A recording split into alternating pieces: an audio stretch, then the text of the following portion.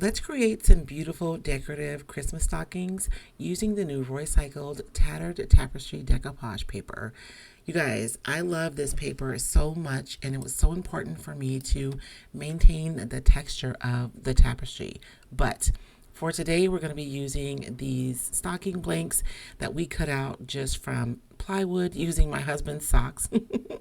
I'll be using some white paint, some water-based matte varnish, and then I have this upholstery stuff that we're going to use on top of the stocking. But let's trim the paper down so we can make it manageable first. I've already painted my blanks white, you guys. Even if I'm working on a darker design, I like to paint the surface white because it'll make the lighter portions of the design really pop off of the darker colors. For this, because these shapes are a little bit more complicated and they're big and I don't want to waste any paper, I'm just going to use the actual form to help me cut my paper to the size that I need. I have two different designs on this particular decoupage paper design. One is like a deeper red with really warm tones, and the second half is also red, but it has, it's not as deep as one side, and then there's also green. So I feel like these designs are perfect for both fall and for Christmas. So you can use these for stockings, for pumpkins, acorns, all kinds of projects, trays. I've already seen some fabulous things, but I digress. Once I get my paper all trimmed, then we can move on to the decoupage. I start out by misting my paper first. This really helps to eliminate any wrinkles because my paper is not going to wrinkle when it comes into contact with my water-based sealer because the moisture from the water will have already stretched my paper fibers. This is a quick, easy decoupage. Small projects like this are really easy to get wrinkle free. Once I get my paper adhered to the surface, I'm just going to go over the top and seal it to protect the paper. I'll do the same thing on each of my stockings in order to get them all decoupaged. Now, this particular stocking has a knot on it, and I am just going to push that paper right into this knot, and we're just going to embrace the imperfection of this stocking. I think it'll give it a lot of character.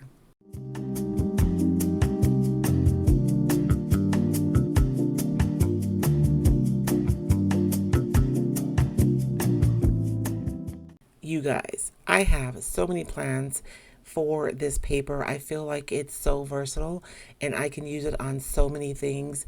The beautiful thing about this design is that there are so many patterns and repeats within the patterns. And so you can change the look of this simply by flipping it or using a different portion of the paper.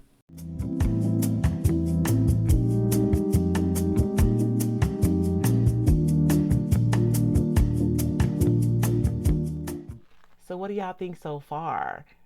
I hope you guys are enjoying the tutorial. If you love the decoupage paper that I'm using, you guys can find your own stash. You can find more designs and a list of retailers at roycycled.com.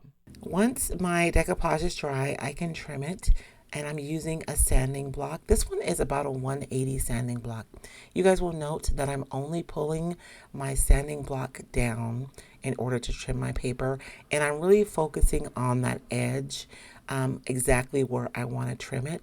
I love how this gives me such a clean trim. I have this webbing from upholstery and I love the rustic look of it.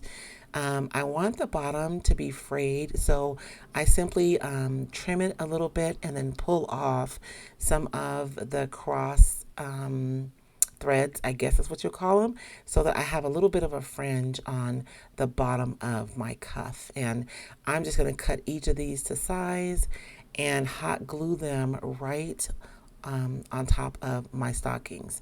I'm using my new hot glue pen. I love this so much, especially for smaller projects, but the glue sticks are smaller and the tip is smaller, and I feel like it just gives me a lot more control over my projects and what I'm gluing. But I get these on top. I love the rustic feel of these.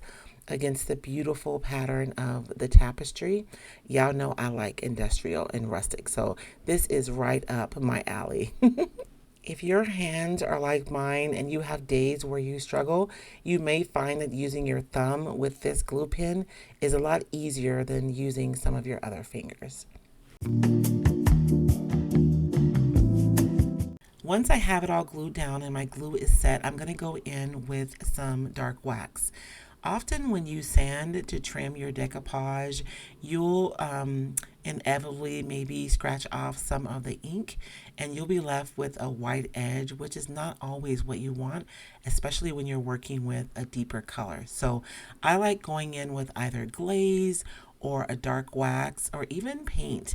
If you make a wash, to kind of go over those edges and knock them back so they're not as evident. And putting a little wax over my paper and on the fringe of my cuffs really does bring my project get together.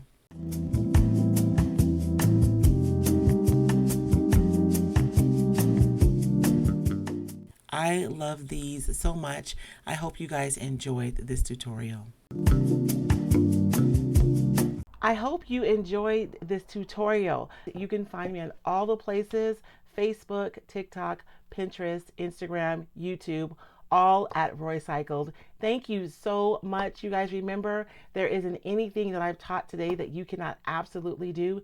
You can do this and you can do it today. Bye.